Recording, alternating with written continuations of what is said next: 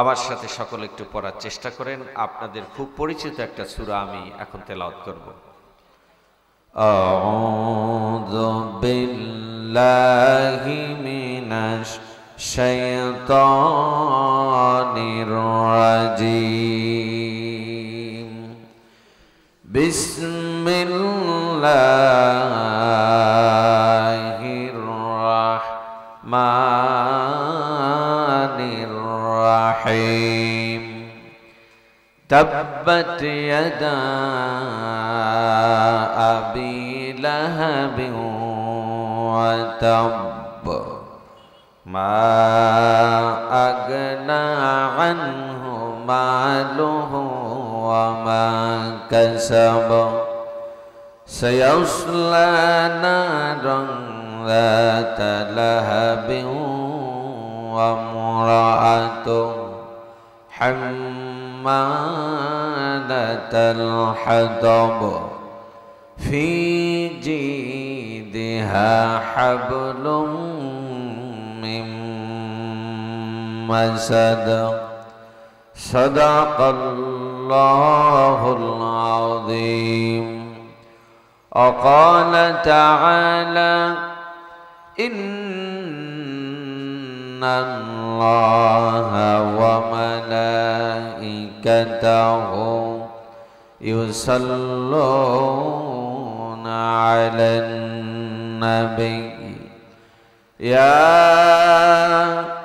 أيها الذين آمنوا صلوا عليه وسلموا تسليما.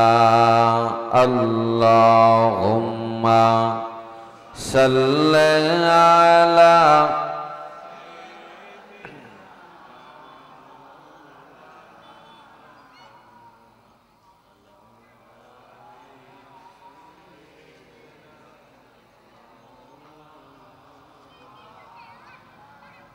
জবান খুলে সবাই মহব্বতের সাথে পড়ি আল্লাহুম্মা সাল্লি আলা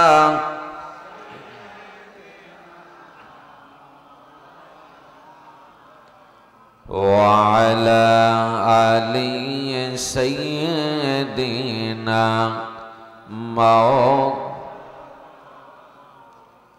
بلغ العلا بكماله كشف الدجى بجماله حسنت جميع خصاله صلوا درفشانی تے میری قطروں کو دریا کر دیا دل کو روشن کر دیا آنکھوں کو بھینا کر دیا بلغ العلا بکمالہ کشف الدجى حسنت جميع خصاله صلوا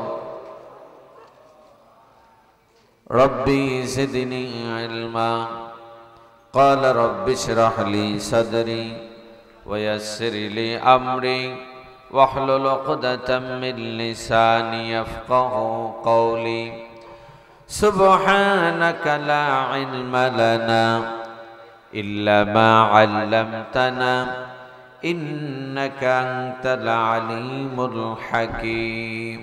اللهم آمين.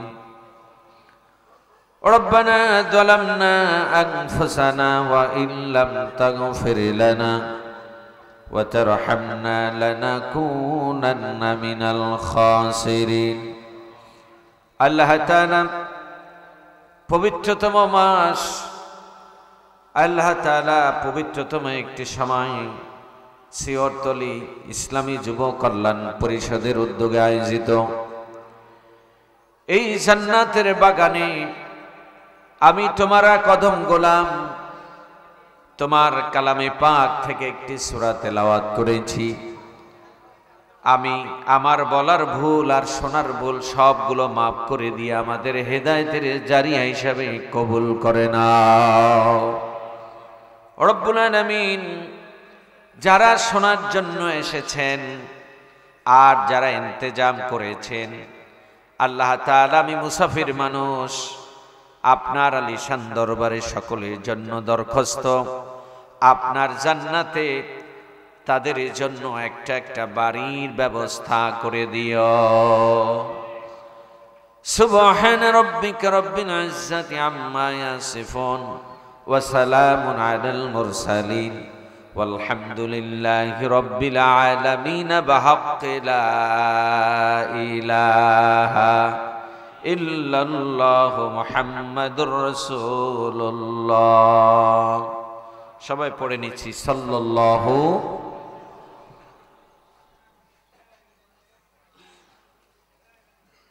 সিওরতলী ইসলামী যুব কল্যাণ পরিষদের উদ্যোগে আয়োজিত 15তম তাফসীরুল কোরআন মাহফিলের জনাব সভাপতি মোহাম্মদ মিজানুর রহমান সাহেব, সিওরতলী ইসলামী যুব কল্যাণ পরিষদ সভাপতি। আজকের প্রোগ্রামের প্রধান মুফাসসির আমার প্রিয় ভাই হাফেজ মাওলানা মহিউদ্দিন মাহবুব সাহেব এবং আরও একজন মেহমান অত্যন্ত জ্ঞানগর্ভ আলোচনা যিনি করেন, হযরত মাওলানা মুফতি মুস্তাফিজুর রহমান মধুপুরী সাহেব। এবং আজকের প্রোগ্রামে প্রধান অতিথি জনাব মোহাম্মদ ওমর ফারুক সাহেব, চেয়ারম্যান ৭ নং ফাইটাং ইউনিয়ন পরিষদ। আমার পাশে একটু আগেই যিনি কথা বলেছিলেন, বিশেষ অতিথি জনাব মোহাম্মদ আকবর হোসেন মেহরাজ সাহেব, প্যানেল চেয়ারম্যান ৭ নং ফাইটাং ইউনিয়ন পরিষদ সহ উপস্থিত আমার ডানে বামে বিভিন্ন মসজিদের খোতাবা ইজাম উপস্থিত আছেন, দাড়িপাকা বাবার বয়সী মুরব্বি নিজাম, যুবক ভাইরা, পর্দার আড়ালের সম্মানিতা মা ও বোনেরা, আমরা শুরুতে সেই মহামনিবের দরবারে শুকরিয়া আদায় করে নিচ্ছি যে আল্লাহ তাআলা আমাদেরকে একটি জান্নাতের বাগানে এই এলাকার হাজার হাজার মানুষের মধ্য থেকে বাছাই করে তার মেহমান হিসেবে কবুল করেছেন। ঠিক কিনা বলি? সবাইকে আসতে পেরেছি? পারি নাই, কারণ আল্লাহ কবুল করেন নাই। যাদেরকে আল্লাহ বাছাই করে জান্নাতের মেহমান হিসেবে কবুল করলেন, সেই মহা মুনিবের দরবারে আমরা সকলে শুকরিয়া আদায় করে নিচ্ছি। আলহামদুলিল্লাহ। রব্বানা লাকাল হামদ হামদান কাসীরান তাইয়িবান মুবারাকান ফীহি ইয়া রাব্বি লাকাল হামদু কামা ইয়ানবাগি লিজালালি ওয়াজহি ওয়া আযীমি সুলতানিক। আমার ভাইরা, সময় যেহেতু কম, আমি আমার মূল আলোচনার দিকে চলে যাচ্ছি ইনশাআল্লাহ। আমি আপনাদের সামনে আপনাদের পরিচিত একটি সূরা, সূরা লাহাব তেলাওয়াত করেছি। সূরাটার নাম কি? লাহাব। কার নাম? লাহাবের সাথে পরিচয় আছে আপনাদের? দেখেছেন কখনো? দেখেন নাই, শুনেছেন যে আবু লাহাব রাসূলের চাচা হয়, ইসলামের এক চূড়ান্ত দুশমন। আমার যেহেতু আলোচনার বিষয়বস্তু হলো জুলুম এবং জুলুমের ভয়াবহতা, এই যে ব্যক্তির নামে এই সূরাটা আল্লাহ তাআলা নাজিল করেছেন, এই ব্যক্তি একটা ছিলেন জুলুমবাজ। ঠিক কিনা বলেন? সেই জুলুমবাজের উপরে আল্লাহ কি লানত দিয়ে কথাগুলো বলেছেন, আমরা এই আলোচনাগুলো শুনবো ইনশাআল্লাহ। এই সূরাটি যখন নাজিল হয়েছে, আমরা একটু তার প্রেক্ষাপটে চলে যাই। এই সূরাটির আরো নাম আছে, যেরকম আরেকটি প্রসিদ্ধ নাম হলো মাসাদ। এই সূরাটার আরেকটা নাম কি? মাসাদ। মাসাদ মানে হলো পাকানো শক্ত রশিকে মাসাদ বলা হয়।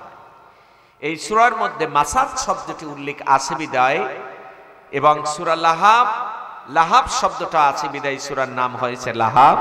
আবার কেউ কে লিখেছেন এটাকে মাসাদ। এই সূরাটি নাজিল হওয়ার প্রেক্ষাপট হলো হুজুর আকরাম সাল্লাল্লাহু আলাইহি সাল্লাম যখন সাফা পাহাড়ের চূড়ায় আরকাম রাদিয়াল্লাহু তাআলা আনহুর বাড়িতে তিনি একটি সভা করতেছিলেন, ইসলামের দাওয়াত এবং দ্বীনি মিশন কে কিভাবে আদায় করবে, কখন কোন জায়গা দাওয়াতে যাবে, এই বিষয় নিয়ে। ঠিক তখন জিবরাইল সাল্লাম একটি আয়াত নিয়ে নাজিল হলেন। জিবরাইল সাল্লাম বললেন, এই আরকাম রাদিয়াল্লাহু তাআলা আনহুর বাড়িটি ছিল অনেক উঁচু একটি পাহাড়, সাফা পাহাড়, যেখানে সচরাচর মানুষ উঠে যেতে পারত না। আমি ওই মক্কাতে একটি পাহাড় দেখেছি, জাওয়ারিয়া পাহাড়, যে পাহাড়ে বেশিরভাগ রোহিঙ্গারা থাকেন, রোহিঙ্গাদের পাহাড়ও কেউই বলে। আমি সেখানে গিয়েছিলাম, খুব উঁচু একটি পাহাড়, সেখানে তাদের তেমন কোনো বৈধ কাগজ নাই, আর পুলিশরাও মাঝে মাঝে যেতে হলে খুব কষ্ট হয়, হেলিকপ্টারে যায়, এত উঁচু সেই পাহাড়টা। সেই পাহাড় থেকে আবার মক্কা টাওয়ার দেখা যায়। কোনো অন্যায় কাজ করলে তাহলে সেখানে তারা অ্যাটাক করে, তারপর তাদেরকে গ্রেপ্তার করে। তো এই সাফা পাহাড়টা অনেক উঁচু একটি পাহাড়, যেখানে সচরাচর কাফেররা অ্যাটাক করতে পারত না। তো ওখানে বসে যখন আলাপ করতেছিলেন, তখন জিবরাইল সাল্লাম এই আয়াতটা নিয়ে নাজিল হলেন, ফাসদা বিমা তুমার ওয়া আ'রিদ আনিল মুশরিকিন। আল্লাহ পাক তার হাবিবুল্লাহকে বললেন, আমার হাবিবুল্লাহ, আপনি এত বছর গোপনে দাওয়াত দিয়েছেন, এটা আপনার একটা হিকমত ছিল, একটা টেকনিক ছিল। এখন গোপনে দাওয়াত দিন শেষ, এখন আপনি ওপেন হয়ে যান। সুবহানাল্লাহ বলেন। এখন আপনি ওপেন হয়ে যান, আর কাফের মুশরিকদেরকে ভয় করা চলবে না, তাদের ভয় করার দিন শেষ। এই আয়াতটা মনে হয় 5ই আগস্টের পরে নাজিল হয়েছে, ঠিক কিনা বলেন? এই আয়াতটা পড়ে মনে হচ্ছিল যেন এটা মাত্রই কয়েক মাস আগে নাজিল হয়েছে। আমরা এক সময় কথা বলতে পারতাম না, মসজিদের মেহরাবে কথা বলতে দেওয়া হতো না, ঠিক কিনা বলেন? ওয়াজের মঞ্চে কথা বলতে দেওয়া হতো না, তারপরে বাইন্ডিং করে দেওয়া হতো আলোচনা। এখন আল্লাহ পাক আমাদেরকে উন্মুক্ত ময়দানে কথা বলার সুযোগ করে দিয়েছেন। আল্লাহ পাক জানাচ্ছেন, আর ওই স্বৈরাচারদের ভয় করার কোনো স্কোপ নাই, এখন আর ওই ধরনের কোনো সিচুয়েশন নাই। এখন তোমরা ওপেনে দাওয়াত দিতে থাকো। বলেন সুবহানাল্লাহ। 5 জন একত্রিত হলেই সেখানে তারা জঙ্গির গন্ধ খুঁজত, তারা বিভিন্ন ট্যাগ লাগাইতো, বিভিন্ন রাজাকার শব্দ ইউজ করতো, ঠিক কিনা বলেন? আল্লাহ পাক রব্বুল আলামিন এই ইসলামের সাথে, আলেমদের সাথে বেয়াদবি করার কারণে, কোরআনের সাথে বেয়াদবি করার কারণে আল্লাহ পাক তাদের জন্য এই লানতের ব্যবস্থা করেছেন, ঠিক কিনা? যেরকম করেছেন আবু লাহাবের উপরে। আমরা সেই দিকেই যাব। এবার আল্লাহ পাক জানিয়ে দিলেন, আর ভয় করা যাবে না, এবার আপনি ওপেন হয়ে যান। এবার দাওয়াতের টেকনিক আল্লাহ শিক্ষা দিচ্ছেন, কাদেরকে আগে দাওয়াত দিতে হবে। وأنذر عشيرتك الأقربين, বললেন যে তুমি আগে তোমার নিকটতম আত্মীয় স্বজনদেরকে দাওয়াত দাও। আলীকে বললে, আলী তুমি যাও আমার আত্মীয় স্বজনদের কাছে দাওয়াত পৌঁছে দাও। খাবারের দাওয়াত দিলেন, একটা দুপুরের ভোজ, লাঞ্চের দাওয়াত দিলেন। বাজারে গেলেন, কিছু গোশত কিনে নিয়ে আসলেন। হাদিস শরীফে এসেছে একটা ছাগলের পায়া, 1 পেলা গোশত হয়েছে। কয় পেলা গোশত হয়েছে বলেন তো? একজন মানুষে খাইতে পারে। দাওয়াতি মেহমান হলো 40 জন। দাওয়াতি মেহমান কয়জন? 40 জন কুরাইশের নেতা এসেছেন। গোশত মাত্র 1 পেলা আর কিছু দুধ। এখন এর ভিতরে এই আবু লাহাব ছিল। কে ছিল বলেন তো? এই আবু লাহাব ছিল। আবু লাহাব ছিল। দাওয়াত খেতে এসে যখন দেখলেন সামান্য খাবার, এই আবু লাহাব দাঁড়িয়ে বলল, মুহাম্মদ আমাদের সাথে কি তুমি তামাশা আরম্ভ করলা? একজনের খাবার তুমি আয়োজন করো নাই, এতগুলো মানুষ দাওয়াত দিছো। কয় চাচা রাগ করিয়েন না, আপনারা খাইতে থাকেন যত পারেন। সুবহানাল্লাহ বলেন। এবারে তিনি 1 টুকরো গোশত নিয়ে মুখে নিলেন, একটা চাবানি দিলেন, একটু মুখের লালা মোবারক লাগলেন, আবার গোশতের টুকরা পেলার ভিতরে লাগাই দিলেন। আলীকে বললেন, আলী ঢেকে দাও আর খাবার দিতে থাকো। এইবার খাবার দেওয়া শুরু করলো। খাবার খেতে লাগলো, খেতে খেতে গলা পর্যন্ত খাইছে। আল্লাহু আকবার। কোন পর্যন্ত বলেন? গলা পর্যন্ত। গলা পর্যন্ত খায়া এখন আর খাইতে পারে না। এবারে মুহাম্মদ সাল্লাল্লাহু আলাইহি ওয়াসাল্লাম, চাচা আর কত পারবেন? কয় ভাতিজা আর তো পারতেছি না। এবার আল্লাহ রাসূল কিছু একটা বলবেন, দাঁড়িয়েছেন। ঠিক সেই মুহূর্তে আবু লাহাব, ভাই সব তোমরা দেখেছো মুহাম্মদ খাবারের মধ্যে কি ধরনের জাদু করছে, আমাদের আর এখানে থাকা চলবে না, সবাই চলে যাই। কন্না নাউজুবিল্লাহ। সব জায়গায় এই লোকটা ডিস্টার্ব করত। একবারে নবীজি পাহাড়ের চূড়ায় দাঁড়ালেন, সেখানে দাঁড়িয়ে বলতেছি ইয়া সাবাহা ইয়া সাবাহা ইয়া সাবাহা, হে ভোরের বিপদ, হে ভোরের বিপদ। ভোরের বিপদ বলে যখন ডাক দিলেন, এই শব্দ আওয়াজ সবার কানে কানে জিবরাইল সাল্লাম পৌঁছাইয়া দিলেন। বৃদ্ধ আবাল এবং শিশু, তরুণ মহিলা, যুবক সব চলে আসলো। এসেই দেখলো যে এই দাওয়াত, এই ডাক আর কেউই দিচ্ছেন না, ইনি হচ্ছেন আমাদের আলামিন মুহাম্মদুর রাসূলুল্লাহ সাল্লাল্লাহু আলাইহি ওয়াসাল্লাম। এসেই বললেন যে কি তুমি আমাদেরকে ভোরের বিপদ মানে সকালবেলা ডেকেছে কেন? কয় আমি যদি তোমাদেরকে কিছু বলি তোমরা বিশ্বাস করবে? বলছে হ্যাঁ, তুমি তো আমাদের আলামিন, বিশ্বাসী ভাই, তোমাকে তো অবশ্যই বিশ্বাস করব। বলতেছে যে আমি যদি বলি এই পাহাড়ের পাদদেশে বা অপর পৃষ্ঠে একদল সশস্ত্র যোদ্ধা অস্ত্র শস্ত্র নিয়ে তোমাদেরকে আক্রমণ করার জন্য প্রস্তুতি নিচ্ছে, এটা কি তোমরা বিশ্বাস করবা? বলতেছে হ্যাঁ, এটা তো আমরা বিশ্বাস করব, কারণ তুমি কখনো মিথ্যা কথা বলো নাই। এরপরে আল্লাহ রাসূল বললেন, তাহলে আমার কওমের লোকেরা শুনে নাও, যদি তোমরা এটা বিশ্বাস করো, আমি তার চাইতেও এক মহা সত্য তোমাদের কাছে বলতেছি। তোমরা যে লাত উজ্জার পূজা করো, তোমরা নিজের হাতে মূর্তি বানায় পূজা করো, এর কোনো ক্ষমতা নাই, এ ভালো করতে পারে না, মন্দও করতে পারে না। তাকে তোমরা কেন দেবতা মানো? আমি এক ইলাহ, এক রব্বুল আলামিন, লা ইলাহা, সবাই বলেন লা ইলাহা। একটু কমাই দাও, একটু কমাই দাও। লা ইলাহা, লা ইলাহা ইল্লাল্লাহ মুহাম্মাদুর রাসূলুল্লাহ, সবাই পড়েন সাল্লাল্লাহু আলাইহি ওয়াসাল্লাম। যখনই এই কথা বললেন, এই আবু লাহাব, কোন আবু লাহাব? এই আবু লাহাব, যে আবু লাহাবের কথা এই সূরা লাহাব এসেছে। আমরা খালি আবু জহেলের গালি বেশি দিই। আবু জহেলের দুশমন ছিল, তবে আবু লাহাবের মতো এত না। আমি আমার স্টাডি, আমি আমার গবেষণায় যা দেখেছি, সবচেয়ে বেশি কষ্ট দিয়েছে আবু লাহাব।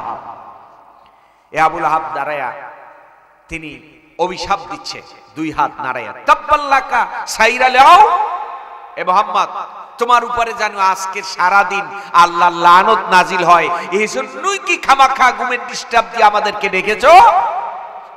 আমাদের মাঝে এরকম কিছু লোক আছে না নাই? মুয়াজ্জিন সাহেবের আজান নাকি তাদের কাছে খারাপ লাগে। ইমাম সাহেব যদি ডাকে কয় ঘুমে ডিস্টার্ব করো কেন, বলে না? বলে। এই রকমের তিনি অভিশাপ দিলেন। আচ্ছা, এটাকে আমার আল্লাহ সহ্য করতে পারেন? অভিশাপ দিচ্ছেন কার কাছে? আল্লাহর কাছে। কার নামে অভিশাপ দিচ্ছেন? আল্লাহর বন্ধুরে। আল্লাহ পাক এটা সহ্য করলেন না। জিবরাইল বললেন, জিবরাইল আমার বন্ধুকে হাত নাড়ায় অভিশাপ দিচ্ছে, যাও, এটা আমি আর সহ্য করতে পারলাম না, আমার নবী অনেক কষ্ট পেয়েছে, তুমি একটা সূরা নিয়ে যাও, সূরা লাহাব নিয়ে যাও। সুবহানাল্লাহ। জিবরাইল সাল্লাম আসলেন, বললেন, ইয়া রাসূলুল্লাহ আপনি পড়েন, তাব্বাত ইয়াদা আবি লাহাবি ওয়া তাব্বা মা আগনা আনহু মালুহু ওয়া মা কাসাব। তাব্বাত ইয়াদা আবি লাহাবি ওয়া তাব, ধ্বংস হোক আবু লাহাব, আর ধ্বংস হোক তার দুই হাত, যেই দুই হাত নাড়ায়া নাড়ায়া আমার বন্ধুরে অভিশাপ দিয়েছিল, ওই দুইটা হাত আমি আল্লাহ ধ্বংস করে দিব। দিয়েছিলে কিনা আল্লাহ? দিয়েছিলে কিনা আল্লাহ? আল্লাহ পাক বললে, তুই যেই দুই হাত নাড়ায়া আমার বন্ধুরে তুই অভিশাপ দিয়েছ, আমি আল্লাহ ওই দুই হাত আগে ধ্বংস করে দেব। দেখা যায় যে এই তাফসীরের ভিতরে এসেছেন, কাফেররা সব কাফেরগুলারে মোস্ট ইম্পর্টেন্ট শত্রু যেগুলো মুহাম্মদ সাল্লাল্লাহু আলাইহি ওয়াসাল্লামকে যারা বেশি কষ্ট দিয়েছে, সবগুলোরে আল্লাহ বদরের ময়দানে টাইনে নিয়া ওখানে সাইজ করেছে। এক গর্তের ভিতরে ৭০ জন কাফেরকে আল্লাহ তাআলা দাফন করেছে। করেছে না করে নাই? এই কাফেরগুলো ছিল মুহাম্মদ সাল্লাল্লাহু আলাইহি ওয়াসাল্লামের দুশমন, ইসলামের দুশমন। কিন্তু এই যুদ্ধে একটা কাফেরকে আল্লাহ নেন নাই, তিনি হলেন আবু লাহাব। তার নাম কি বলেন? কারণ যুদ্ধের ময়দানে একটা আঘাতেও মানুষ মারা যায়, অথবা 2-3টে আঘাত লাগলেও মানুষ মারা যায়। যুদ্ধের ময়দানের আঘাতে মৃত্যুর যন্ত্রণা কম। আল্লাহ পাক চাচ্ছেন, তুই যে যন্ত্রণা আমার নবীকে দিয়েছো, আমি তোরে এত সহজে মারা নেব না, আমি তোরে অত্যন্ত শাস্তি দিয়ে নেব। এইবারে বদরের যুদ্ধের কিছুদিন পরে আল্লাহ তাআলা তার এমন একটা রোগ দিলেন, প্লেগ রোগ। রোগটার নাম কি বলেন? প্লেগ রোগ। যেই রোগের তদানীন্তনকালের কোনো ঔষধ ছিল না। এখন যেরকম ডেঙ্গু জ্বরের ঔষধ নাই, এখন পর্যন্ত কোনো প্রতিষেধক অথবা কোনো অ্যান্টিবায়োটিক বের হয় নাই, ঠিক ওই সময়ও এই প্লেগ রোগের কোনো ঔষধ নাই। জ্বর এরপরে বিভিন্ন শরীরে পছন্দ ধরা আরম্ভ করে দিল। এইবারে তার থেকে প্রথম তার পরিবারকে চিন্তাই করলো আল্লাহ। ভাইরা, যখন মানুষ অসুস্থ হয় তখন তার পাশে যদি কেউ থাকে, রোগী এহসান পায়, ঠিক কিনা বলেন? প্রিয় হলো তার আত্মীয় স্বজন, তার স্ত্রী, তার সন্তানেরা। কিন্তু আল্লাহ পাক প্রথমেই তার স্ত্রী সন্তানকে তার থেকে দূরে সরাই নিলেন। এটা হলো 1 নম্বর শাস্তি। আল্লাহ তাআলা কোরআনে বলেছেন, ওয়ামান আ'রাদা আন যিকরি ফাইন্না লাহু মাঈশাতান দাকা। যারা কোরআন থেকে দূরে, যারা কোরআনের সাথে দুশমনি করে, যাদের কোরআনের সাথে কোনো সম্পর্ক নাই, যারা কোরআনের দুশমন, কোরআনের সাথে মহব্বত রাখে না, আর কোরআনের বিরোধিতা করে, এই মানুষগুলোর ব্যাপার আল্লাহ পাক বলেছেন, আমি তার জীবনে দঙ্কা বাজাই দেব, অশান্তি লাগাই দেব, ঠিক কিনা বলেন? যাদের জীবনের মধ্যে অশান্তি, এরা কোরআন বিরোধী, এরা দেখবেন কোরআনের আইন চায় না, এরা কোরআনের শাসন চায় না, এরা কোরআন দিয়ে নিজেও গঠন হয় না, পরিবারকেও গঠন করে না। আরো বলে কোরআন হলো মসজিদে থাকার কিতাব, কোরআন হলো আলমিরার কিতাব, কোরআনের মধ্যে কোনো রাজনীতি নাই। বলে কি বলে না বলেন? আরে তোমার মতো মূর্খই পৃথিবীতে আছে কিনা আমার জানা নাই। কোরআনের মধ্যে যদি রাজনীতি না থাকে, আমার আপনার নবীজি এত বিশাল স্টেটের প্রেসিডেন্ট ছিলেন মদিনার, ঠিক কিনা বলেন? সুলুকি মদিনা, এখন 26টি রাষ্ট্র নেওয়া হলো, আরব রাষ্ট্র, মধ্যপ্রাচ্যের রাষ্ট্র। আল্লাহ রাসূল এই 26টি রাষ্ট্রের আয়তন তত আয়তনের প্রেসিডেন্ট ছিলেন মুহাম্মদুর রাসূলুল্লাহ সাল্লাল্লাহু আলাইহি ওয়াসাল্লাম। আচ্ছা, একটা এত বড় স্টেটের প্রেসিডেন্ট ছিলেন, তাহলে তার কি পররাষ্ট্র মন্ত্রণালয় ছিল না? স্বরাষ্ট্র মন্ত্রণালয় ছিল, ধর্ম মন্ত্রণালয় ছিল, কৃষি মন্ত্রণালয় ছিল। এত বড় বিশাল স্টেটের পরিচালনা যিনি করেছেন, এই কোরআন দিয়ে করেছেন, ঠিক কিনা বলেন? এখন যে পাগল ছাগলেরা বলে কোরআনের মধ্যে রাজনীতি নাই, আসলে কথা সত্য। এই যে সাদার রাজনীতি আমরা করি, এটা কোরআনের মধ্যে নাই, ঠিক কিনা বলেন? এটা হলো ডাস্টবিনের রাজনীতি। আসল রাজনীতি কোরআন শিক্ষা দিয়েছেন, ঠিক কিনা বলেন? যেই রাজনীতি বৈষম্য তৈরি করে, যেই রাজনীতি মানুষের অধিকার থেকে বঞ্চিত করে, যেই রাজনীতি হত্যা যজ্ঞ বাড়িয়ে দেয়, এটার সাথে কোরআনের সাথে কোনো সম্পর্ক নাই, ঠিক কিনা বলেন? রাজনীতি করেছেন আবার আপনার নবীজি মুহাম্মদুর রাসূলুল্লাহ সাল্লাল্লাহু আলাইহি ওয়াসাল্লাম, যারা রাত্রি যাপন করতেন দরজা খোলা দিয়ে। একজন তরুণী দ্বীপ্রহারের সময় হোক আর গভীর রাতে হোক, ইজ্জত নিয়ে হেঁটে যাইতে পারতেন, চোখ রাঙাবার কোনো সাহস ছিল না। এটা হলো কোরআনের রাজনীতি। সমান অধিকার সেখানে বাস্তবায়ন হয়েছিল, সেখানে সোনার মদিনা হয়েছিল। আজ আমরা সোনার বাংলা বলি, সোনার বাংলা হয় না, এটা চোরের বাংলা হয়েছে, ঠিক কিনা বলেন? আর সোনার মদিনা গঠন করেছেন আমার আপনার নবীজি মুহাম্মদুর রাসূলুল্লাহ সাল্লাল্লাহু আলাইহি সাল্লাম। সেটা সোনার মদিনা এখনো এবং কিয়ামত পর্যন্ত সোনার মদিনাই থাকবে, ঠিক কিনা বলেন? আমরা সেই সোনার বাংলা চাই, যেই সোনার বাংলায় থাকবে না মারামারি, থাকবে না হানাহানি, থাকবে না কোনো বৈষম্য, থাকবে না চাঁদাবাজি, থাকবে না কোনো অশান্তি, যদি আমরা কোরআনের কাছে আসতে পারি ইনশাআল্লাহ। ভাইজান, কোরআন যারা অস্বীকার করে তারা কি মুসলমান? সবাই তো আমরা কোরআনকে বিশ্বাস করি, মুসলমান হিসেবে করি কি করি না? তাহলে এই কোরআন এমন একটা গ্রন্থ, যেই কিতাবের মধ্যে নাই কোনো সন্দেহ আছে? আছে নাকি বলেন?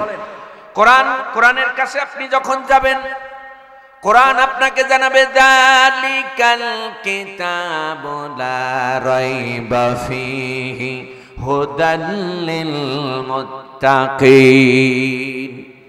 পৃথিবীর যত রাইটার আছে, পৃথিবীর যত লেখক আছে, সব লেখকেরা যখন বই লেখে, বই লেখার পরে ভূমিকার মধ্যে বলে, আমার এই বই লেখার ক্ষেত্রে যদি কোনো ভুল হয়ে থাকে আমাকে দয়া করে অবহিত করবেন, পরবর্তী সংস্করণে আমরা এটা সংশোধন করব। নাকি এরকম লেখে কিনা বলেন? না, বলে আমি একখান বই আপনাদের কাছে ছাপাইয়া দিলাম, কার সাহস আছে একটা ভুল ধরতে, পারলে আইসা দেখাও, এরকম কেউ লেখে? কিন্তু আমার ভাইয়েরা, এতবার একটি গ্রন্থ আল্লাহর পক্ষ থেকে এসেছে, এই গ্রন্থর মধ্যে তিনি চ্যালেঞ্জ করে দিলেন, এটা এমন একটা কিতাব, এটা এমন একটা গ্রন্থ, এর মাঝে বিন্দু মাত্র ভুল কেউ খুঁজে পাবে না। সুবহানাল্লাহ বলেন। মাত্র ভুল নাই, এটা আল্লাহর চ্যালেঞ্জ।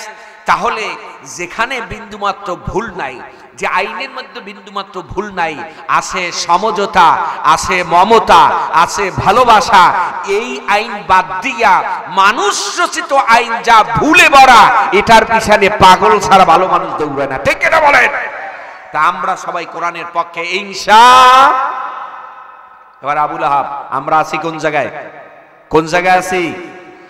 আল্লাহ পাক রব্বুল আলামিন এই কোরআনে বলেছে, যারা কোরআন বিরোধী লোক, কোরআন থেকে যারা মুখ ফিরাই নিয়েছে, যারা মুখ ঘুরাই নিয়েছে, এই মানুষগুলার জীবনে দঙ্কা বাজাই দেব।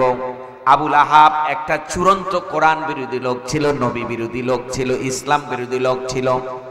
পেলেগ্র হওয়ার পর তার স্ত্রী উম্মে জামিল তার থেকে পালাই গেল, তার সন্তানেরা তার থেকে পালাই গেল। এইবারে তার প্রথমে যে পছন্দ রয়েছেন ডান হাত পস্তে পস্তে পস্তে বাহু পর্যন্ত চলে এসেছে, আর ডানটা হাত এই তার বাহু থেকে আলাদা করে দিয়েছে কে? তারপরে যে হাতটাকে আল্লাহ আলাদা করলেন সেটা হলো বাম হাত। যেহেতু ওই দুই হাত নাড়ায়া আমার নবীজিকে বদদোয়া করেছিল, আর আল্লাহ কোরআনেও বলেছে, তাব্বাত ইয়াদা আবি লাহাবি ওয়া তাব, আমি তারেও ধ্বংস করব, তার দুই হাতকে আমি আল্লাহ ধ্বংস করব। এই জন্য তার শরীর থেকে আল্লাহ পাক আগে আলাদা করে দিলেন দুই হাত, এরপরে তার দুই কান, এরপরে নাক, এরপরে চক্ষু, এরপরে পা। আস্তে আস্তে পচে পচে সমস্ত শরীর খণ্ড বিখণ্ড হয়ে মরে পচে গলে ঘরের মধ্যে পড়ে আছে 3 দিন পর্যন্ত। কয়দিন পর্যন্ত? কোন? এইবারে এলাকার লোকরা যখন আর থাকতে পারে না, গন্ধে অতিষ্ঠ হয়ে গেছে, তারা তার সন্তানদেরকে, পরিবারকে বর্জনা করতেছে আর বলতেছে, তোমরা কেমন সন্তান, তোমার বাপ মরে পড়ে আছে আর তার দাপন কাপন পর্যন্ত করতে পারো না। এইবারে তারা আগায় আসলো। কেমনে আগায় আসলো? প্রথমে বড় একটা গর্ত করেছে, অনেক জোরে গর্ত করি, এরপর বিশাল একটা লাঠি নিয়ে এসেছে, ওই লাঠি দিয়া দূরে বসে খোঁচায়া খোঁচায়া নিক্ষিপ্ত অবস্থায় ওই গর্তের মধ্যে পাথর চাপা দিয়েছে। ঠিক না? আল্লাহ পাক বললেন, ওর জীবদ্দশায় আমি ডঙ্কা বাজাই দিলাম, মরার পরেও আমি অপমান অপদস্থ অবস্থায় তাকে পাথর চাপা দিয়ে আমি আল্লাহ এই দুনিয়া থেকে বিদায় করলাম। ঠিক কিনা বলে?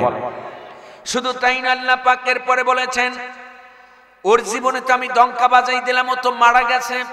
মা আগনা আনহু মালুহু ওয়া মা কাসাব। একটু জিকির করি, লা ইলাহা, আওয়াজ করে, লা ইলাহা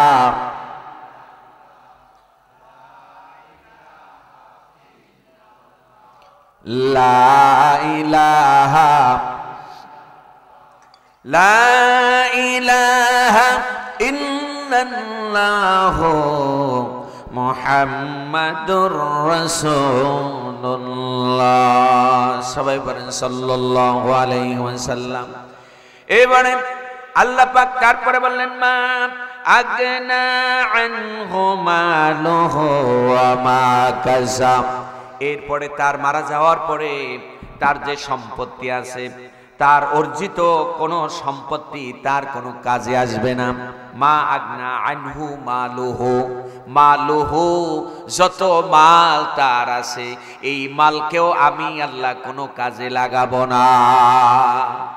এই আয়াতটা নাজিল করার কারণ হলো, আবু লাহাবের যারা সঙ্গপাঙ্গ ছিল, বন্ধু বান্ধব ছিল, তারা মাঝে মাঝে বলতো, গো আবু লাহাব, তুমি তো মুহাম্মাদের এত বিরোধিতা করো, মুহাম্মাদের ধর্ম যদি সত্যি হয় আর তার আল্লাহর সামনে যদি তোমার দাঁড়ানো লাগে, আর তার আল্লাহ যদি বলে, ও আবু লাহাব তুমি আমার বন্ধুর সাথে দুশ্মনী কেন করলা, অন্যায় কেন করলা, তারে কষ্ট কেন দিলা? তখন জবাব দেবা কি?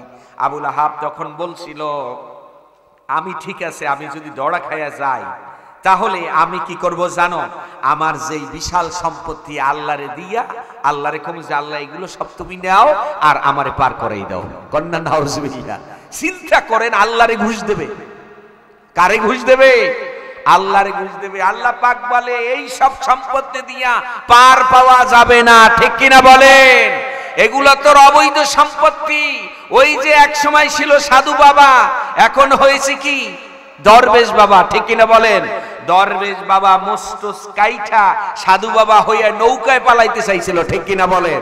ওরে সম্পত্তি, দেশের সম্পত্তি লুণ্ঠন করেছে, এত বড় ডাকাইতার বাংলাদেশে নাই, ঠিক কিনা বলেন? এই সালমান রহমানের মতো ডাকাত আর দ্বিতীয় ডাকাত বাংলাদেশে নাই, ঠিক কিনা বলেন? এত সম্পত্তি তিনি মনে করেছেন সব তো আমার হাতের মুঠোর মধ্যে। আমি রাতকে যদি বলি এখন দ্বিপ্রহার, দ্বিপ্রহার হয়ে যায়, আবার দিনকে যদি বলি রাত, রাত হয়ে যায়। তিনি চিন্তাও করেন নাই মুরগির বাচ্চার মতো, চোরের মতো কলা চোর। কি চোর বলেন? এই দড়ি দিয়া বাঁধে কোন চোরের বলেন? কলা চোরের যেরকম দড়ি দিয়া বাইন্ধ দিয়া তারপরে ঢুকায় কবুতরের খাঁচার মধ্যে, এই রকমের যে ধরা পড়া লাগবে তিনি জানতেন না, চিন্তাও করেন নাই। কিন্তু আল্লাহ পাক বলেন তোরা ছিলি ইসলাম বিরোধী, কোরআন বিরোধী, তোরা আলেমদের সাথে বেয়াদবি করেছো, তাদেরকে উলঙ্গ করে লিমান দিয়েছো, আমি আল্লাহ তোদেরকে ল্যাংটা করে দিলাম, ঠিক কিনা বলেন? ওই আল্লাহ আছে না নাই? এখনো যারা এর থেকে শিক্ষা নিতে পারবে না তাদের এর চাইতেও ভয়াবহ পরিণতি হবে, ঠিক কিনা বলেন? 5ই আগস্ট আর জুলাই থেকে যারা শিক্ষা নিতে পারবে না তারা আর কোনো উদাহরণ বাংলাদেশের সামনে নাই, ঠিক কিনা বলেন? আমার ভাইয়ের, আমার বাবারা, এরপরে কত টাকা সালমানে রহমানের, কত টাকা, কোন টাকা কাজে লাগছে? কোন টাকা দিয়ে পার পেয়েছে? পায় নাই। আল্লাহ পাক বলেন এরা হলো আবু লাহাবের উত্তরসূরি সব, ঠিক কিনা বলেন? কার উত্তরসূরি এরা? আল্লাহ বলেন যে আবু লাহাব তোমার এগুলো দিয়ে কোনো কাজে আসবে না, তোমার সম্পত্তি আমি বাজেয়াপ্ত করব। কি করবে বলেন তো? বাজেয়াপ্ত। এরপরে বলো ওয়ামা কাসাব, আর তার অর্জিত যত ডিগ্রি, এই ডিগ্রি দিয়েও তার কোনো কাজে আসবে না। অর্জিত ডিগ্রি বোঝেন তো? অর্জিত ডিগ্রি মানে ডক্টরেট, অমুক সমুক চমুক, শিল্পমন্ত্রী, ধর্মমন্ত্রী, একেবারে তার পদের কোনো শেষ নাই। অমুক জায়গার সভাপতি, অমুক জায়গার সভাপতি, বলতেছে এই ডিগ্রি দিয়ে কোনো কাজে আসবে। আল্লাহ পাক রব্বুল আলামিন বলেন বরঞ্চ আমি আরো তার জন্য রাখব সায়াসলা নারং যাতা লাহাব, আমি অচিরেই তার এই মৃত্যুর পর অগ্নি প্রজ্বলিত জাহান্নামের মধ্যে প্রবেশ করব, ঠিক কিনা? আল্লাহ পাক বলে এরা মরেও শান্তি পাবে না, এরা মারা যাওয়ার পরে শান্তি পাবে না। দুনিয়ার মধ্যেও তো শান্তি হয় নাই। কোরআন বিরোধীদের, ইসলাম বিরোধীদের দুনিয়ার মধ্যে শান্তি হবে না। দেখবেন অনেক ক্ষমতা, অনেক দাপট, আপনার রাস্তার মধ্যে দেখা হলে আপনি বলেন আসসালামু আলাইকুম। এটা কিসের জন্য? ভয়ের কারণে। এটা হৃদয় থেকে দেন না। আর একজন দেখবেন ভালো মানুষ, তার ঘর নাই বাড়ি নাই, কিন্তু তিনি শ্রদ্ধার পাত্র, তিনি অত্যন্ত ভালো মানুষ, নামাজ কালাম পড়েন, দাড়ি আছে, টুপি আছে, ভালো ভালো কথা বলেন, তারে দেখলে আপনি বুকে জড়াই নেবেন, মহব্বত করবেন আর সালাম দেবেন। এই দুই সালাম কি এক হইল নাকি বলেন? আল্লাহ পাক রব্বুল আলামিন বলেন এদের দুনিয়ার মধ্যেও অশান্তি, দুনিয়ার মধ্যেও তাদেরকে মহব্বতের নজরে কেউ দেখবে না। আর মারা যাওয়ার সাথে সাথে কবরের মধ্যে আমি অশান্তি লাগাই দেব, কবরের মধ্যেও দাঙ্কা লাগাই দেব। এরা যখন কবরের মধ্যে যাবে, আল্লাহ নবী বলেছেন কবরের মাটিগুলো একবারে কাছে আস্তে আস্তে আস্তে আস্তে এমন জোরে তাদেরকে চাপ দিবে, এক পাঁজরের হাড্ডি আর এক পাঁজরের মধ্যে তাদের প্রবেশ করবে। আর বাঁচাও বাঁচাও বলে যত চিল্লাইবে, ওই সময় কোনো সাহায্যকারী তাদেরকে সাহায্য করবে না। আল্লাহ পাক বলেন আমি জাহান্নামের একটা দরজা খুলে দেব, জাহান্নাম থেকে জাহান্নামের পোশাক তাদের কবরের মধ্যে আসবে, আর সাপ আসবে, বিচ্ছু আসবে, আযাবের পর আযাব কবরের মধ্যে চলতে থাকবে। লেলিহান অগ্নি শিখা তাদেরকে গ্রাস করবে, চতুর্দিকে আক্রমণ করতে থাকবে। আল্লাহ পাক বলেন এদের অবস্থাটা হবে মৃত্যুর সাথে সাথে আমি তাদেরকে প্রজ্বলিত অগ্নি জাহান্নামের মধ্যে নিক্ষেপ করব, ঠিক কিনা? আমার ভাইরা, আজকের যারা দুর্বল আছেন, যারা দিনের দাওয়াত দেন, কোরআনের দাওয়াত দেন, আপনাদেরকে মৌলবাদী বলবে, আপনাদেরকে জেএমবি বলবে, আপনাদেরকে জঙ্গি বলবে, আপনাদেরকে তালেবান বলে গালাগালি করবে। আমার ভাইরা, এই কাজগুলো একমাত্র কোরআনের দাওয়াত দেওয়ার কারণেই বলা হয়, ঠিক কিনা বলেন? এটা অন্য কাউকে বলা হয় না, শিল্পপতিদেরকে বলা হয় না, কোটিপতিদেরকে বলা হয় না, জেনারেলদেরকে বলা হয় না। যারা আমাদের মতো এই সুন্নাহর লেবাস নিয়ে কোরআনের দাওয়াত দেয়, কোরআনের কথা বলে, নবীজির দিকে আহ্বান করে, শুধু তাদের বিরুদ্ধে এই ট্যাগগুলা, এই ধরনের বাজে মন্তব্যগুলা ইহুদি খ্রিস্টানরা আবিষ্কার করে দিয়েছে, আর তারা বলতে থাকে, ঠিক কিনা বলেন? আমার ভাইয়েরা, এগুলো আমাদের জন্য আশীর্বাদ, ঠিক কিনা বলেন? এগুলো আমাদের জন্য আশীর্বাদ। এই গালিগুলো আমাদেরকে অত্যন্ত মহাব্বতের সাথে গ্রহণ করে আমাদের দাওয়াত চলবে, কেউ রুখতে পারবে না ইনশাআল্লাহ। আল্লাহ পাক বলেছেন, ওয়াল তাকুম মিনকুম উম্মাতুন ইয়াদউনা ইলাল খায়র ওয়া ইয়া'মুরুনা বিল মা'রুফ ওয়া ইয়ানহাউনা আনিল মুনকার। এমন অবস্থায় চতুর্দিক থেকে তোমাদের বিপদ, চতুর্দিক থেকে তোমাদের নির্যাতনের স্টিমার রোল চলতেছে, তার মধ্যে একটি দল থাকবেই যারা সৎ কাজের আদেশ দিবে, অসৎ কাজের নিষেধ করতে থাকবে, ঠিক কিনা বলেন? সেই দলটা কারা হবে? সেই দলটা আমরা হব, বলেন কারা হবে? সেই দলে কারা কারা শামিল হবে? দু হাত তুলে দেখেন, লিল্লাহি তাকবীর। আল্লাহ তুমি আমাদের সবাইকে কবুল করো, বলেন আমিন। সেই দলে থাকলে কথা হবে একটা, সে কথার কথা আল্লাহ কোরআনে বলেছেন, ওয়ামান আহসানু কাওলাম মিম্মান দাআ ইলাল্লাহ ওয়া আমিলা সালিহাও ওয়া ক্বালা ইন্নানি মিনাল মুসলিমিন। আল্লাহ পাক বলেন, তার কথার চেয়ে কার কথা উত্তম হতে পারে, তার কথার চেয়ে কার কথা ভালো হতে পারে, যে নাকি মানুষদেরকে যখন ডাকে, মানুষদেরকে যখন আহ্বান করে, তারা আমি আল্লাহর দিকে আহ্বান করে, ঠিক কিনা? আমার বাইরে এ ধরনের একদল লোক প্রত্যেক সমাজের মধ্যে ছিল, আজও থাকবে। যারা যখন দাওয়াত দেয়, নামাজের দাওয়াত দেয়, যারা যখন দাওয়াত দেয়, কোরআনের দিকে আহ্বান করে, তারা মসজিদের দিকে আহ্বান করে। আল্লাহ পাক বলেন, যারা এভাবে কোরআনের দিকে দাওয়াত দেয়, মসজিদে যাওয়ার দিকে দাওয়াত দেয়, এই মানুষের কথার চাইতে উত্তম কথা আর পৃথিবীতে কেউ বলতে পারে না, ঠিক কিনা?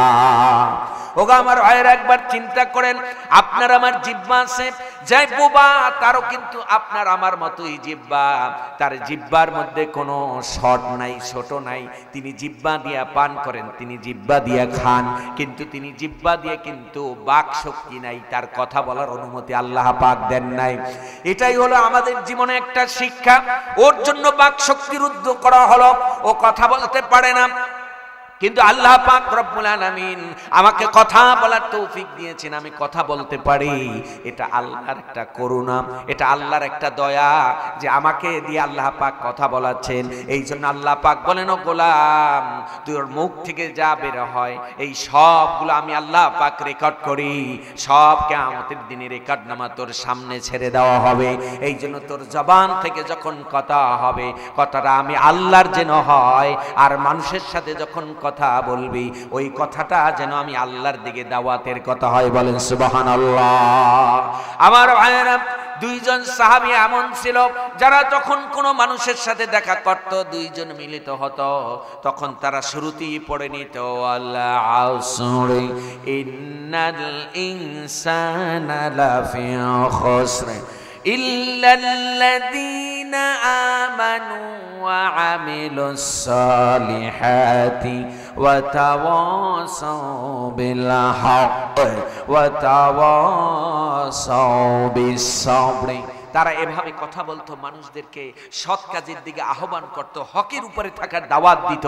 আল্লাহ পাক বলে, এই কথাই আমার কাছে সবচেয়ে দামের কথা, বলেন সুবহানাল্লাহ। ভাই সাহেব, আমার মূল বাড়ি হলো পিরিজপুর। পিরিজপুরের নাম তো আপনারা শুনেছেন, কোরআনের পাখি যেখানে আমার বাড়ি সেখানে। আমি সেই মাদ্রাসা থেকে লেখাপড়া করেছি। তো ওইখানে আরেকজন আল্লাহর প্রিয় ওলি ছিলেন, কুমরুদ্দিন মুসল্লি। আমি দেখি নাই, তাকে আমার বাবা দেখেছেন। আর এই আল্লামা সাইদি রহিমাহুল্লাহর জবানে তার কথা অনেক শুনেছি। তিনি একবার বাজারে গেছেন। কোথায় গেছেন বলেন তো? বাজারে গেছেন। মাছ কিনছেন, ইলিশ মাছ। কি মাছ কিনছেন? ইলিশ মাছ কিনছেন 2 আনায়। 2 আনায় কিনে তিনি আগেরকার দিনে তো লটকাইয়া মাছ নিয়ে আসতো বাজার থেকে। কি করে নিয়ে আসতো? লটকাইয়া রশিতে ঝুলাই নিয়ে আসতো। এরপরে তিনি রশিতে যখন ঝুলাই নিয়ে আসতেছেন, কিছু দূর যাওয়ার পর জনগণ জিজ্ঞেস করতেছে, হুজুর মাছ কত? বলতেছে, ভাই মাছ 2 আনা। কয় আনা বলেন তো? 2 আনা। আবার কিছু দূর গেছেন, এবারে বলতেছে মাছ কত? বলে 2 আনা। এইবারে 2 বার বলার পরে তিনি তার রুমালের ভিতরে প্যাকেট করে, রুমালের মধ্যে প্যাকেট করে, এই যে আমার একটা চাদর আছে না, এই চাদরের মধ্যে প্যাকেট করে মাছ তারপরে বাড়িতে নিয়ে আসছে।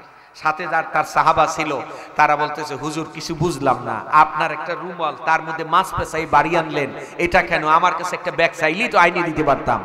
কয়, দেখো আমার বড় ভয় হচ্ছে, আমি মাঝে মাঝে যে 2 আনা বলতেছি, আমি তো জিকির করতেছিলাম আল্লাহু আল্লাহু আল্লাহু আল্লাহু আকবার, কিন্তু আল্লাহর রেকর্ড নামার মধ্যে যে মাঝে মাঝে 2 আনা উঠে যাচ্ছে, কিয়ামতের দিন যদি আল্লাহ পাক জিজ্ঞেস করে, ও কুমরুদ্দিন তুমি 2 আনা কেন বলছিলাম, এই জবাব দিতে পারবো কিনা, এই ভয় আমার অন্তরে যখন প্রবেশ করলো, আমি সাথে সাথে মাছ প্যাকেট করে নিলাম, যাতে আমার আর 2 আনা বলা লাগতেছে না। আল্লাহু আকবার। তাহলে এই রকমের ভয় অন্তরের মধ্যে আমরা যখন কথা বলবো, কথাটা যেন আল্লাহর সন্তুষ্টিমূলক কথা হয়। সবাই বলেন আমিন। আমার বাইরে আল্লাহ পাক রব্বুল আলামিন বলেন, তাহলে এই আবুল আহাব এবং দুনিয়ার মধ্যে যারা আবুল আহাবের উত্তরসূরি আছে, যারা ইসলাম বিদ্বেষী, কোরআন বিদ্বেষী, আলেম বিদ্বেষী, তারা মারা যাওয়ার সাথে সাথে আমি আল্লাহ তাদের জন্য জাহান্নামের দরজার ব্যবস্থা করব। ঠিক কিনা বলেন? এরপরে আল্লাহ তাআলা বলেন, ওয়ামরাআতুহু হাম্মালাতাল হাতাব। ওয়ামরাআতুহু, হু মানে উম্মে জামিল। উম্মে জামিল এই আবুল আহাবের স্ত্রী। আবুল আহাব যেরকমের কাফেরদের নেতা ছিল, আর আবুল আহাবের স্ত্রী ছিল মহিলা কাফেরদের নেত্রী। আমাদের সমাজেও আছে না নাই? নেতা আর হলো নেত্রী, এদেরকে দেখলে ভয় লাগে, ছেলে না মেয়ে বোঝা যায় না। ঠিক কিনা বলেন? হাতের মধ্যে পড়ে ব্যাসলাইট, তারপরে চুলের ডিজাইন, তারপরে কত কিছু জিন্সের প্যান্ট ইত্যাদি ইত্যাদি, না পড়লে নাকি তারা নেত্রী হতে পারে না। এই হলো তাদের স্বভাব আর চরিত্র। এই উম্মে জামিলও ছিল কাফের মহিলাদের নেত্রী, তিনিও আমার নবীকে অনেক কষ্ট দিয়েছেন। আল্লাহ পাক বলেন, এই উম্মে জামিলকেও হাম্মালাতাল হাতাব, এই যে কাষ্ঠ বহনকারী উম্মে জামিলেরও খবর আছে। কে বলতেছেন বলেন? আল্লাহ পাক বলতেছেন তিনি কাষ্ঠ বহনকারীর। আবার কয়েকটা ব্যাখ্যা আছে তাফসীরের মধ্যে। এই উম্মে জামিল তিনি কি করতেন? নবীজি যেই রাস্তা দিয়ে হাঁটতেন, এই হাঁটার রাস্তার ভিতরে কাঁটা পুঁতে রাখতেন। আমাদের দেশের কাঁটা গাছগুলো এক ধরনের, আরব দেশের কাঁটা গাছগুলো আর এক ধরনের। আমাদের দেশের কাঁটা দেখবেন এরকমের ফাঁকা ফাঁকা এক একটা কাঁটা, আর আরব দেশের গাছের কাঁটাগুলো ফলের মতো থোকা থোকা, থোকাযুক্ত কাঁটা। এই উম্মে জামিল সেই জঙ্গলে যেতেন, আর থোকাযুক্ত কাঁটাগুলো কাঁধে বহন করে নিয়ে এসে বালুর নিচে লুকায়া রাখতেন, যেই রাস্তা দিয়ে আমার আপনার নবীজি হাঁটতেন, আর গাছের পিছনে লুকায়ে থাকতেন। আর নবীজির পায়ে যখন কাঁটাগুলো বেঁধে যেত, এই দুষ্ট নারী হাতে তালি দিয়ে দিয়ে আনন্দ করতেন। কন্যা নাউজুবিল্লাহ। আল্লাহ পাক বলেন, ওরও খবর আছে, ও আমার নবীজিকে অনেক কষ্ট দিয়েছে, ওর জন্য আমি ভয়াবহ আযাবের ব্যবস্থা করব। এই ঘোষণা দিয়েছেন কে? এই সূরা নাজিলের পর, এই সূরা নাজিলের পরে বিশাল এক লাঠি নিয়ে ঘর থেকে বের হয়েছেন। আমার সময় শেষ, আমি শেষ করে দিচ্ছি। বিশাল এক লাঠি নিয়ে ঘর থেকে বের হয়েছেন। এরপরে বলতেছেন যে মুহাম্মাদের এত বড় সাহস, মুহাম্মাদের রব আমার আর আমার স্বামীর বিরুদ্ধে সূরা নাজিল করছে, লানত দিয়া আমি ওরে খাইছি। বিশাল এক লাঠি নিয়ে, দেখেন একটা বেটি কার কাছে যাচ্ছেন? মুহাম্মদ সাল্লাল্লাহু আলাইহি ওয়াসাল্লামকে মারার জন্য লাঠি নিয়ে আসতেছেন। আল্লাহ রাসূল আর তার বন্ধু আবু বকর হাতিমে কাবার সামনে বসা। এখন এই বেয়াদব মহিলা লাঠি একটা নিয়ে আসতেছে। মুহাম্মদ গেল কই, আজকে ওরে পাইলে মাথায় ফাটাই দেব। আবু বকর বলতেছেন, ইয়া রাসূলুল্লাহ, ওই যে দুষ্ট মহিলা, ডাইনি মহিলা লাঠি নিয়ে আসতেছেন, আমার বড় ভয় লাগতেছে, না জানি আপনার কোন সর্বনাশ করে। ইয়া রাসূলুল্লাহ, আপনি একটু সেইবে চলে যান। আবু বকরকে বলতেছেন, আল্লাহ রাসূল, ওগো আবু বকর, তাকে আসতে দাও, আর তার কর্মকাণ্ড কি হয় তুমি দেখতে থাকো, অপেক্ষা করো, ধৈর্য ধরো। এইবার উম্মে জামিল সামনে আসলেন।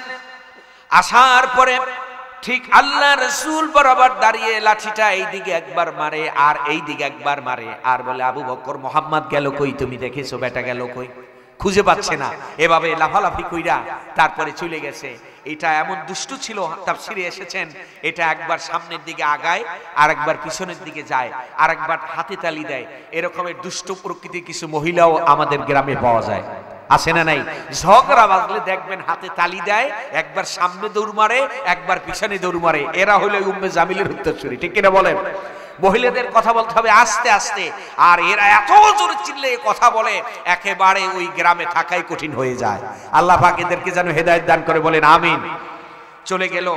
এবার আবু বকর বললেন, ইয়া রাসূলুল্লাহ কিছু বুঝলাম না, আপনার সামনে দাঁড়ায়া তারপরে আপনারে খোঁজ করতেছে আর বলতেছে মুহাম্মদ গেল কই। আল্লাহ রাসূল সাল্লাল্লাহু আলাইহি সাল্লাম তখন একটা চমৎকার কোরআনের আয়াত তেলাওয়াত করছেন, ওয়া ইযা ক্বারাআতাল কুরআনা জাআলনা বাইনাকা ওয়া বাইনাল্লাযিনা লা ইউমিনুন। আল্লাহ রাসূল এই আয়াতটা তেলাওয়াত করে বলেন, যখন কোন মুমিন তেলাওয়াত করে তখন কাফের আর মুমিনের মাঝখানে আল্লাহ একটা রহমতের পর্দা টানাই দেয়। সুবহানাল্লাহ বলেন। যখন উম্মে জামিল নবীজিকে খোঁজ করতেছিলেন তখন আল্লাহ রাসূল সূরাতুল কদম, আবার এই সূরাটাকে বলা হয় সূরাতুল হাজাত, আবার এই প্রসিদ্ধ নাম হলো সূরাতুল ইয়াসিন। এই সূরা ইয়াসিনের 1 থেকে শুরু করে 9 নম্বর আয়াত যখন তেলাওয়াত করলেন, ওয়াজআলনা মিন বাইনি আইদিহিম সাদ্দা ওয়া মিন খালফিহিম সাদ্দা ফাআগশাইনাহুম ফাহুম লা ইউবসিরুন। এই আয়াত পর্যন্ত যখন আসলেন আল্লাহ পাক তখন ওই উম্মে জামিল আর মুহাম্মদ সাল্লাল্লাহু আলাইহি ওয়াসাল্লামের মাঝখানে একটা পর্দা টানায়া দিলেন, আর রাসূল সাল্লাল্লাহু আলাইহি ওয়াসাল্লামকে দেখলেন না আর ডিস্টার্বও করতে পারলেন না। বলেন সুবহানাল্লাহ। অতএব আমরা যদি কোনো বিপদে পড়ি তাহলে এইভাবে সূরা ইয়াসিন পাঠ করলে বিপদ থেকে উদ্ধার করবে কে? আপনি পড়ে দেখেন, এই রেজাল্ট আমি জীবনে অনেকবার পাইছি। আপনারা একটু পড়িয়েন এই সূরাটা, রেজাল্ট দিবেন কে? আল্লাহ। এরপরে আল্লাহ সর্বশেষ বললেন, ফি জিদিহা হাবলুম মিম মাসাদ। ফি জিদিহা, তার গলার মধ্যে থাকবে, ফি মধ্যে, জিদুন মানে হলো গর্দান, এই গর্দানের মধ্যে থাকবে হাবলুম রশি, মিম মাসাদ শক্ত রশি, পাকানো রশি। এখানে আরবের লোকেরা খেজুর গাছের আঁশ দিয়া, আমরা এখন যেরকম পাটের রশি আমাদের কাছে, কিসের রশি বলেন তো? পাটের রশি আমাদের অঞ্চলে যেরকমের শক্ত মজবুত রশি, আরবের কাছে খেজুরের ডালার থেকে এক ধরনের আঁশ বের করে তার থেকে পাকায়া শক্ত রশি বানাইতো। সেই এক্সাম্পল, সেই উদাহরণটা আল্লাহ তাআলা এখানে টেনে আনলেন যে আমি আল্লাহ পাক ওই উম্মে জামিলের গলার ভিতরে শক্ত রশি গলায় বাইন্ধা টাইনে টাইনে জাহান্নামে ফেলবো। বলেন না আল্লাহু আকবার। এবং এর আরেকটা তাফসীর আছে, আরেকজন তাফসীরে ফি জিলালিল কোরআনের মধ্যে লিখেছেন যে কিয়ামতের দিন তার গলার ভিতরে শিকল পড়াই দেবে আল্লাহ। কি পড়াই দেবে? শিকলটা কোনো স্বাভাবিক শিকল থাকবে না, এক একটা শিকলের কয়রা 70 গজ পর্যন্ত লম্বা হবে। আল্লাহু আকবার বলেন। হ্যাঁ, আমি শেষ করে দিচ্ছি। 70 গজ লম্বা হবে এক একটা কয়রা। এরকমের একটা শিকলের দৌরত্ব হবে 70 গজ। এই শিকলটাকে আগুনে গরম করে লাল টকটকা করে তারপরে তার গলার মধ্যে ফেঁসাইয়া টাইনে টাইনে বলবে, তুই না আমার বন্ধুকে অনেক কষ্ট দিয়েছিলি, টাইনে টাইনে এরপরে জাহান্নামের মধ্যে ফেলানো হবে। এ আল্লাহ আছে না নাই? আল্লাহ আছে না নাই? এই গলায় রশি পরাবার আরেকটা তাফসীর বলে শেষ করতেছি, সেটা হলো তার গলার ভিতরে একটা স্বর্ণের লকেট ছিল। সে মাঝে মাঝে গর্ব করে বলতো, যদি দরকার হয় আমার এই স্বর্ণের লকেট বিক্রি করে হলেও মুহাম্মাদের ইসলামকে, তার আন্দোলনকে আমরা স্তব্ধ করে দিব। এই আবু লাহাবের উত্তরসূরি এখন আসে না নাই? আসে না নাই? তারা এরকমের ঘোষণা করে মাঝে মাঝে, আমার সর্ব কিছু দিয়ে তারপরে তাদের বিরুদ্ধে ময়দানে থাকবো। বলে কি বলে না? ইনশাআল্লাহ আমরা আসি কোরআনের সাথে। আমরা আসি কিসের সাথে? আমরা যদি কোরআনের সাথে থাকি, আমরা নবীজির সাথে দলের লোক। বিসমিল্লাহ ওয়া আলা মিল্লাতি রাসূলিল্লাহ মরার পরে বললে এই লোকটারে আল্লাহ রাসূল নেবে না। নেবে না কি বলেন? মরা লাশ নিয়ে নবীজি করবেন কি? এই মিল্লাতে রাসূলিল্লাহ হতে হবে আমাদের জীবদ্দশায়, ঠিক কিনা বলেন? মিল্লাতে রাসূলুল্লাহ, রাসূলের দলে আল্লাহ পাক রব্বুল আলামিন আমাদের সবাইকে যেন আমরণ থাকার তৌফিক দান করে। সবাই বলে আমিন। আমার ভাইরা, আমার সংক্ষিপ্ত সময়ের ভিতরে আমি মূল নির্যাসটুকুন সূরা লাহাবের আপনাদের সামনে তুলে ধরার চেষ্টা করেছি।